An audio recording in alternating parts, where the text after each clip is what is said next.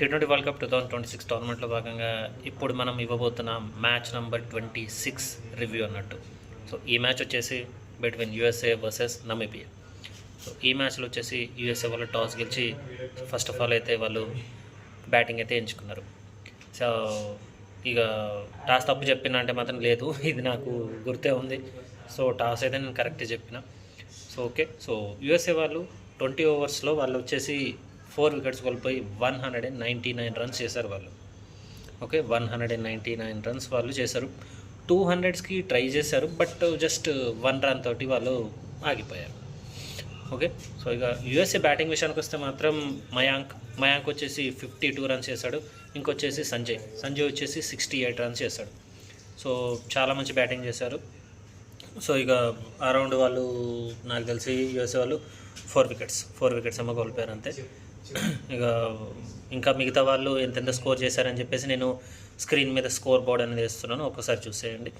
So ఇక 200 runs target తోటి బరిలోకి దిగిన నమీబియా వచ్చేసి 20 ఓవర్స్కి గాను వాళ్ళు 6 వికెట్స్ కోల్పోయి 168 రన్స్ మాత్రమే చేశారు. ఓకే, సో సో దీంతో అరౌండ్ ఒక బిట్వీన్ 35 to 40 రన్స్ తేడాతోటి యూఎస్ఏ టీం అనేది మ్యాచ్ అయితే గెలిచింది. ఇక నమీబియా బ్యాటింగ్ విషయానికి వస్తే మాత్రం స్టీమ్ క్యాంప్ వచ్చేసి 58 రన్స్ ఏమో చేశాడు. సో ఈ మ్యాచ్లో వీళ్ళ టీం తరపున ఇతనే హైయెస్ట్ స్కోరర్. ఇంకా మిగతా వాళ్ళు వచ్చేసి అరౌండ్ లాఫ్టీ ఈటన్, సో ఇతను వచ్చేసి 28 రన్స్ చేశాడు. అలాగే జేజే స్మిత్, సో ఇతను వచ్చేసి 31 రన్స్ చేశాడు. సో ఇక వీళ్ళే. సో ఇక మిగతా వాళ్ళు ఎంత స్కోర్ చేశారని చెప్పేసి నేను స్కోర్ కార్డ్ అనేది నేను స్క్రీన్ మీద వేస్తున్నా, చూసేయండి. ఓపెన్లీ స్పీకింగ్ నమీబియా వాళ్ళు బ్యాటింగ్ మాత్రం స్టార్టింగ్ బాగానే చేశారు. అరౌండ్ వాళ్ళది 9th ఓవర్కే వాళ్ళ స్కోర్ వచ్చేసి బిట్వీన్ 80 to 90 మధ్యలో ఉంది వాళ్ళ స్కోరు.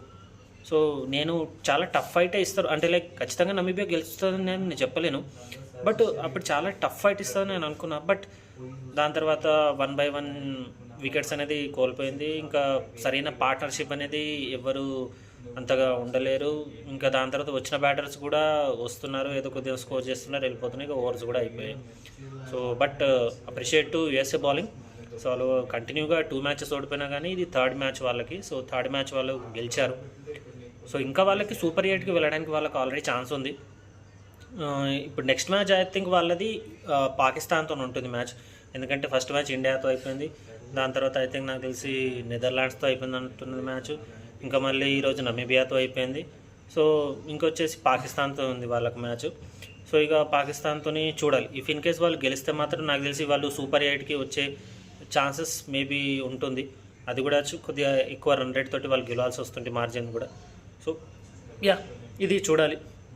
ఇది మ్యాచ్ మీద నా review. If in case match మీరు చూస్తుంటే మరి మీకు ఎలా అనిపించింది అని చెప్పేసి ఒకసారి కమెంట్ చేయండి, షేర్ చేయండి. ఒకవేళ నా ఛానల్ నచ్చితే తెలుసు కదా, సబ్స్క్రైబ్ చేయండి. ఓకే, సో అప్పటి వరకు this is Vikram Rathod signing off.